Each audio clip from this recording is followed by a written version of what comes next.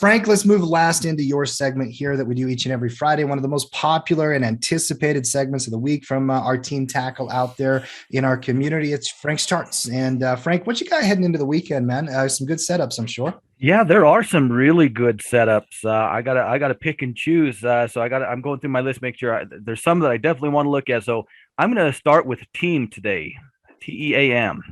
Okay. You remember Matt enjoying the earnings roundup on these guys about a month ago? Uh-huh. Good, solid response. We got that consolidation, right? And that's why it can be so tough to trade the day after earnings, right? Because sometimes they just run like Nike did, right? But sometimes they, go into this. These guys haven't done anything wrong. If you had bought into it, you're still probably, hanging in there, right? But patience can pay off.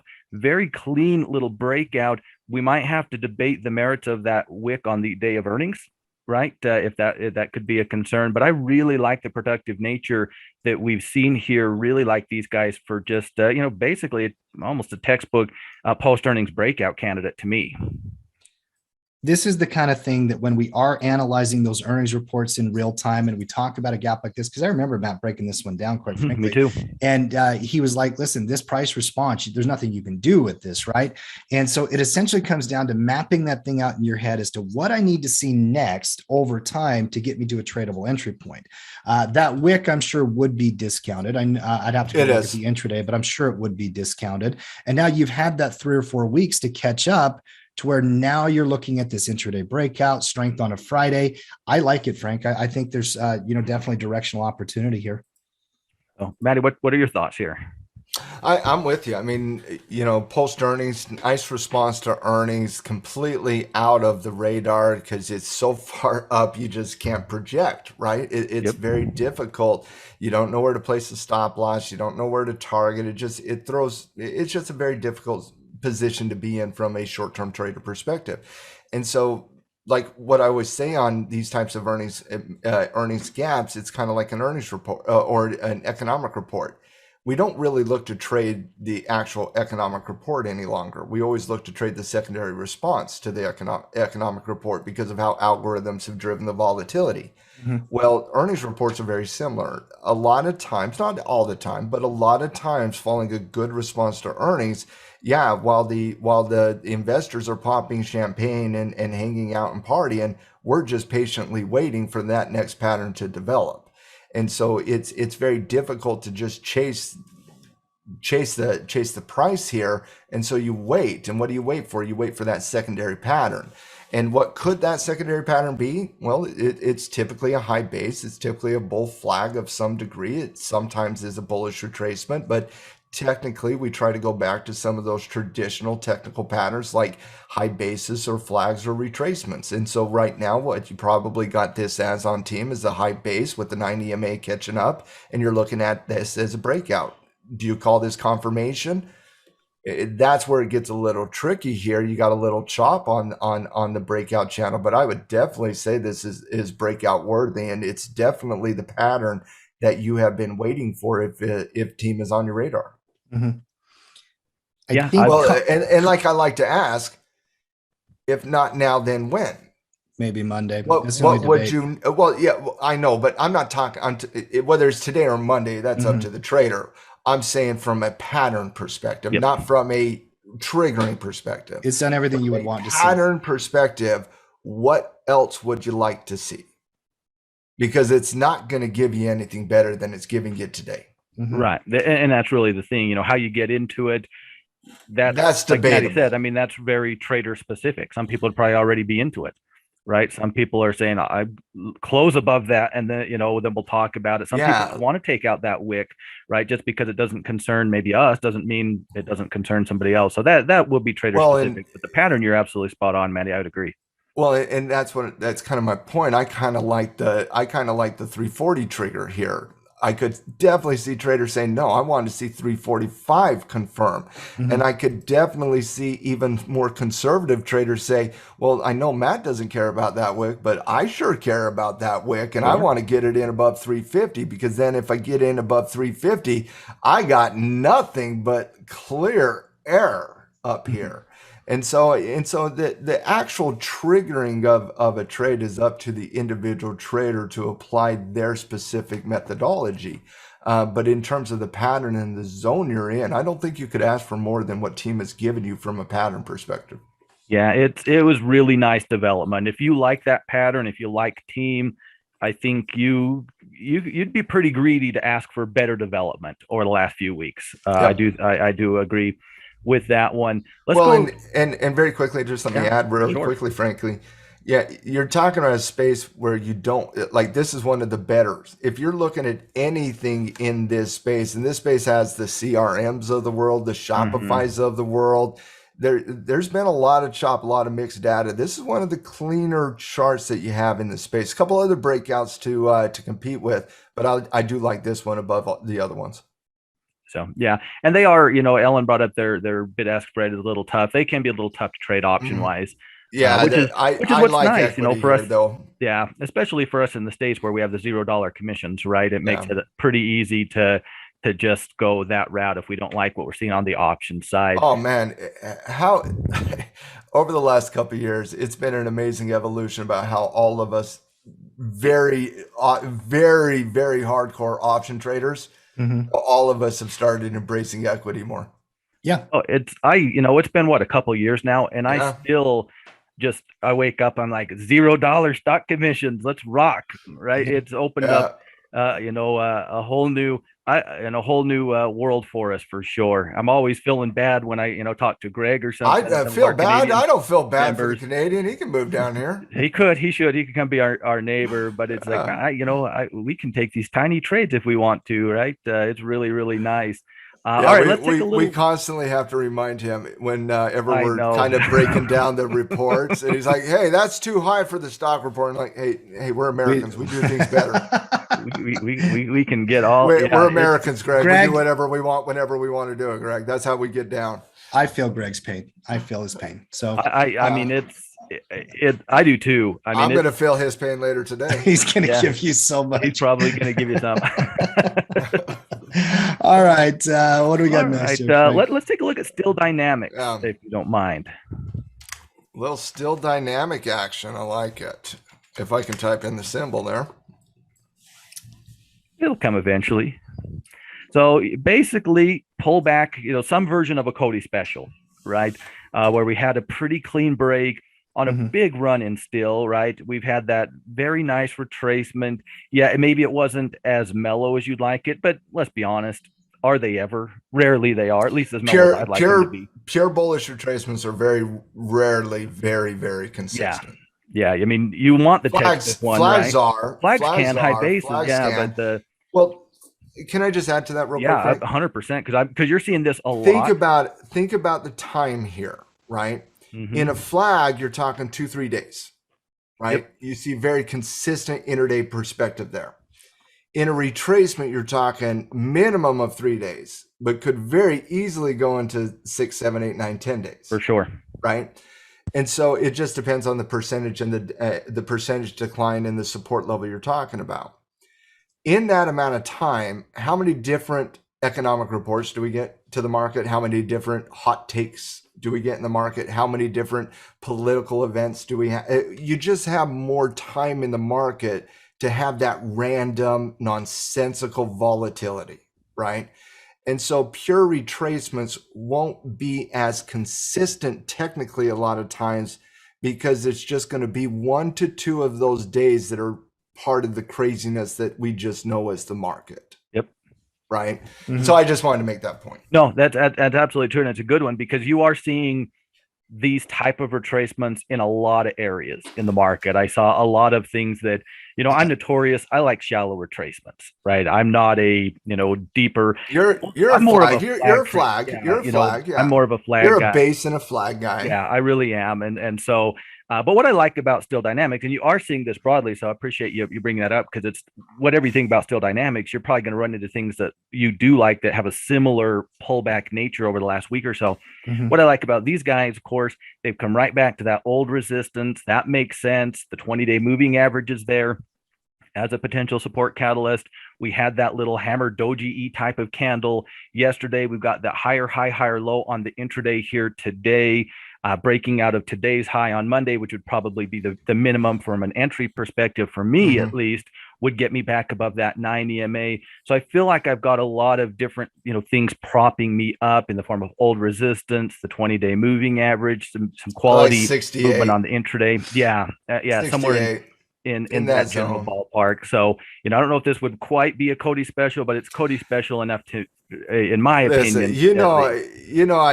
That's like a triggering word for me. A Cody special on a bullish retracement. Like, I'm just like, no. My favorite thing I'm not giving that. I'm not giving Cody that pattern. My favorite thing is when Cody's with us and he says it's a Cody special and you say it's not. That is my favorite. That might be my favorite conversation in the market. So nothing crazy here on this. Anything either of you guys would like to add on that, Tim? The only question, no, not at all. In fact, Steel Dynamics was on my list in my short bit of scanning that I did, and the only thing I would ask you is, do you like it better than Nucor? Because those two are in very, very similar patterns. And whenever you're getting into like scanning, watch list analysis, stuff like that, when you're within the same industry, you compare, you contrast, right? So, I mean, that's I have Nucor on my list as well. If you made me choose, I think I'll go Steel Dynamics. I feel like I have more glue to hold the trade together, and it's probably because it's, come back to that old resistance. I think you like the support level more. Yeah, it's more visually appealing to me, for right or wrong because of that. But I wouldn't fault anybody if they went the Nucor route. Hey, these guys got some momentum, right? They've got that pullback. I do think for me, though, if I had to pick between the two, and the great thing is I don't, right? I can trade them both. But if I did, I would go Steel Dynamics, at least as of today. Both quality companies, both fundamentally quality companies. You gotta like both trends here. Both of them just recently broke out of some major pivot points. Nucor broke out of 110. Steel Dynamics, get the actual number, broke out of that 65 to 66 zone. Nucor has a little bit more increasing trend momentum than Steel Dynamics, but I wouldn't exactly say Steel Dynamics doesn't have momentum, right? Yeah. I would just say Nucor has slightly more. Personally, though, I'm a fan of the deeper retracement here on Steel Dynamics because of the zone of support it is in. I really like the quality of 65 here. Yeah, it's right in the chop over there. 65 coincides with where the old pivot point is before the breakout. I like that 65 support zone. I like it on a weekly channel as well. You see the 65 zone right here. You see the consolidation over the course of the last few months in Steel Dynamics. Very strong breakout here. You see the retracement on the weekly, and where does that weekly retrace into? It retraces right into the old resistance, new support. And so I like that zone when you're looking at Nucor. Not to cast any doubt on Nucor. Nucor is a darling and an awesome stock with a great trend going on right now. But you're looking at Nucor more technically as a momentum trend with a momentum trade. And so you're looking at it trading above 120 with a stop loss underneath the pivot point. I think with the quality of the setup from both a daily and a weekly perspective on Steel Dynamics, I just think you have a little bit more ammunition from a management perspective than you do with Nucor, where you are pretty much sold into the momentum trade. Yeah, I think that's fair. And if Nucor looked like it did on Wednesday, where it was sitting on that 9 versus kind of pulling back a little bit below it, it would make for a tougher debate for me personally. Kind of had that little flag going on into the 9, but we just pulled back a little bit further than that. Maybe, again, you're kind of splitting hairs here a little bit, maybe. Well, and I'm willing to bet if you lined up 100 traders, looked at Nucor and Steel Dynamics, it's about split. It'll be pretty split, yeah. Yeah, I mean, both are quality setups. For sure, yeah. You're happy either way if you're interested in that space. You got some nice setups to choose from, which is always good, right? I would like to have the luxury of choice, if nothing else. Always. We're going to have the luxury of choice in financials. I got a bunch. I'm trying to whittle it down. So the first one I do want to look at is AFL. They're a little different than some of the other ones here.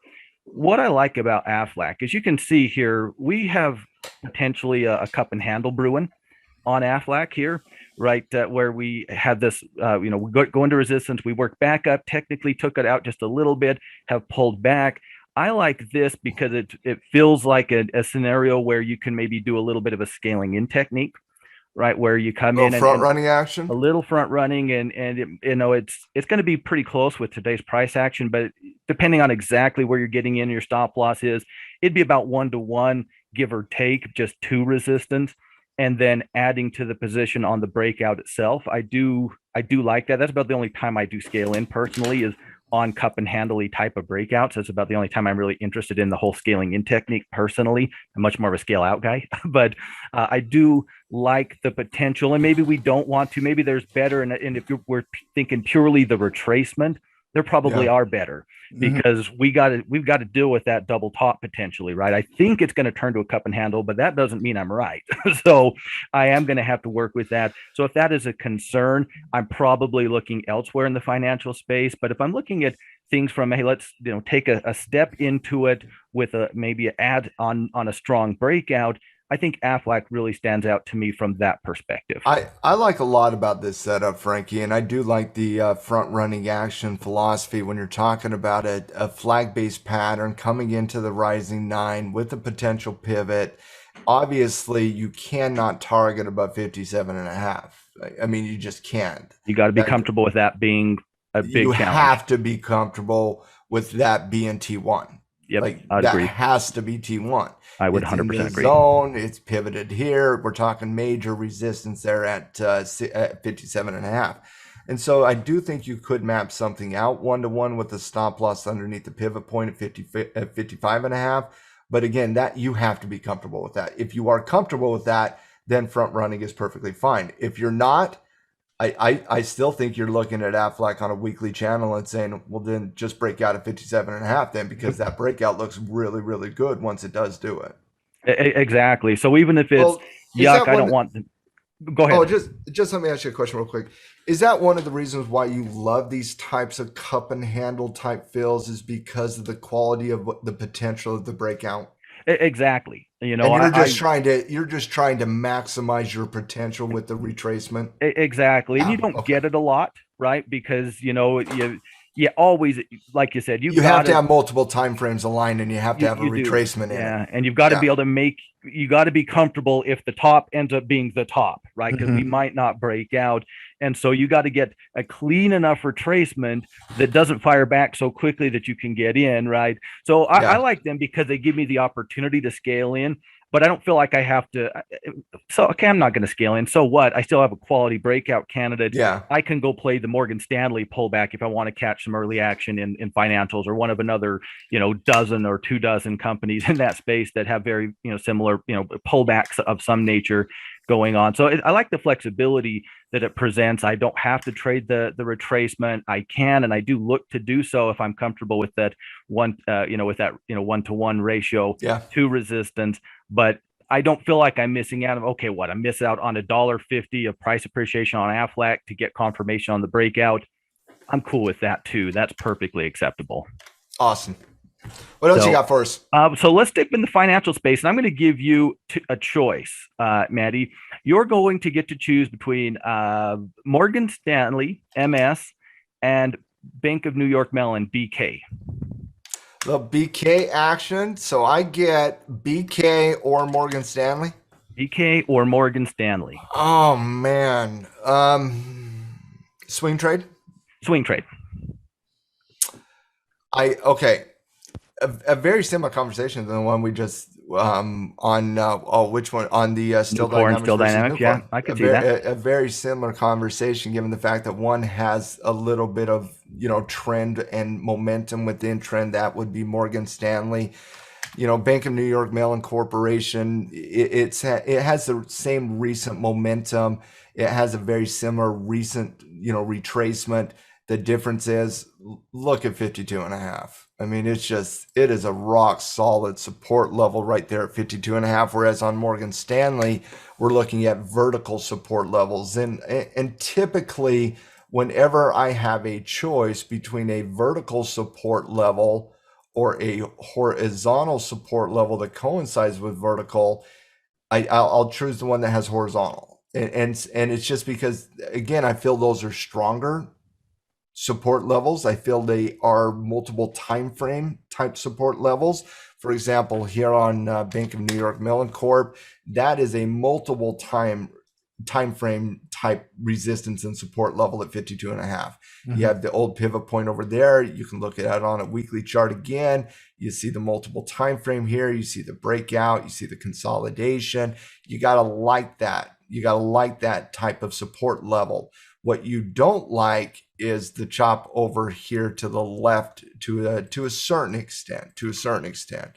Once again, coming to Morgan Stanley, you got more of a traditional trend. You got more of a traditional retracement, and you're talking about it coming into a vertical level of support with that rising 20-period moving average.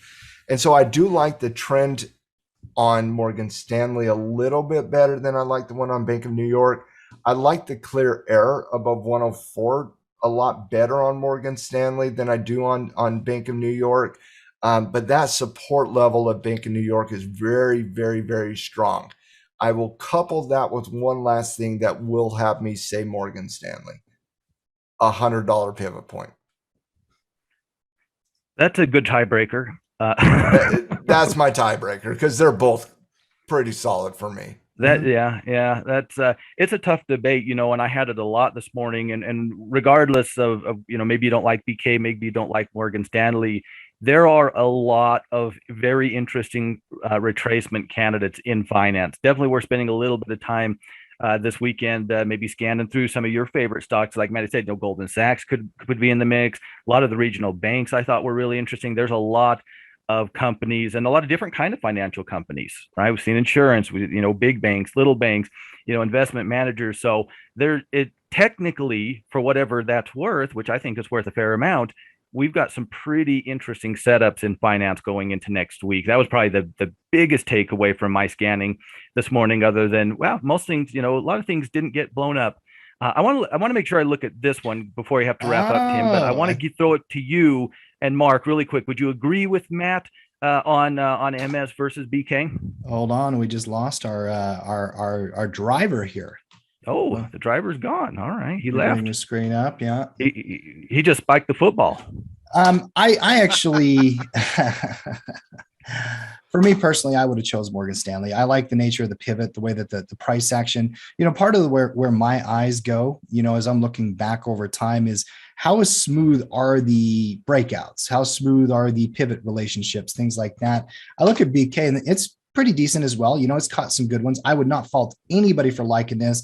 And I think what you love about it is the old 52 resistance into new support as part of it, right?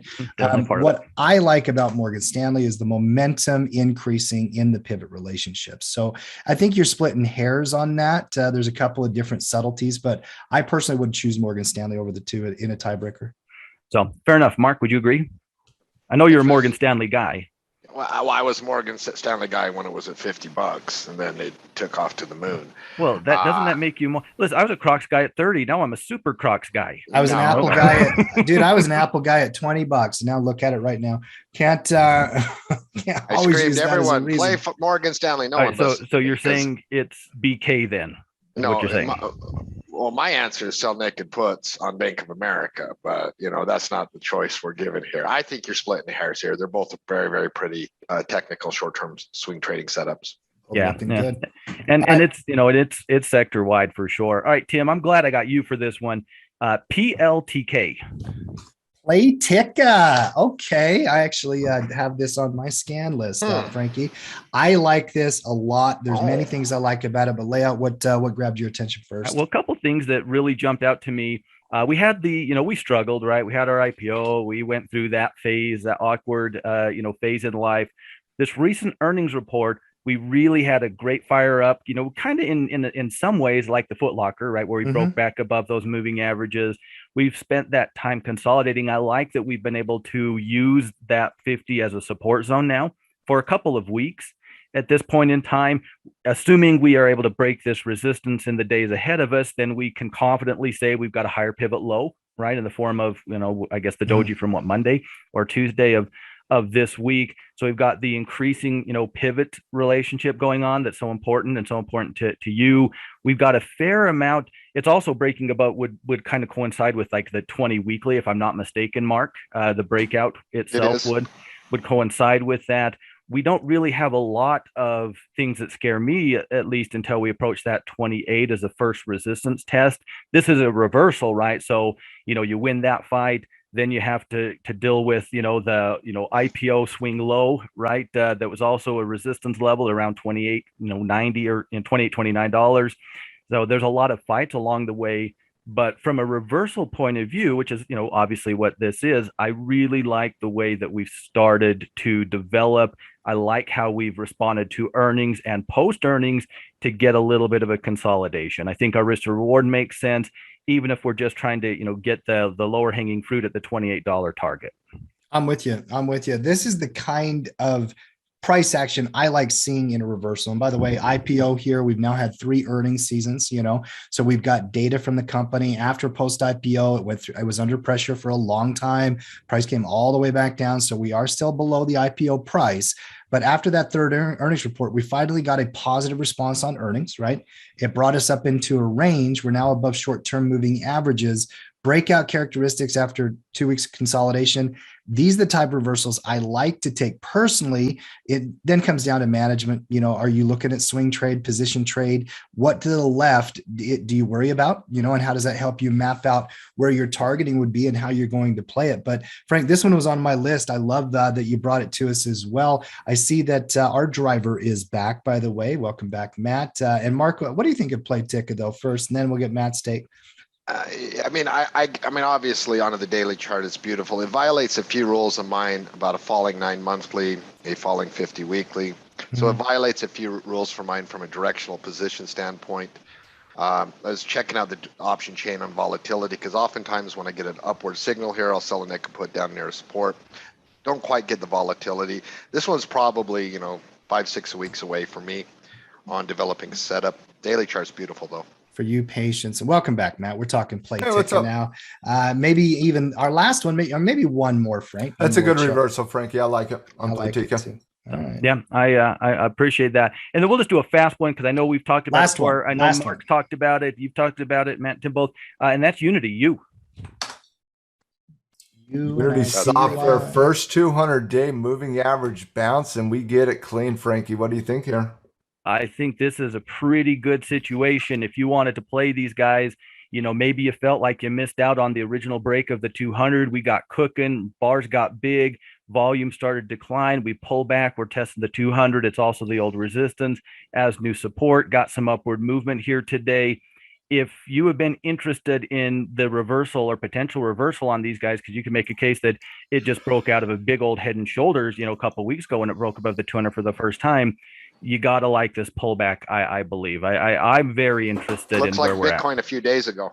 Yeah, I could see why you'd say that. I mean, I think technically, like I said, it's whenever you're in the reversal phases of things, you're going to have to deal with stuff above you, right? Which is, it's just what it is, right? It's, not bad or good. It just is what it is.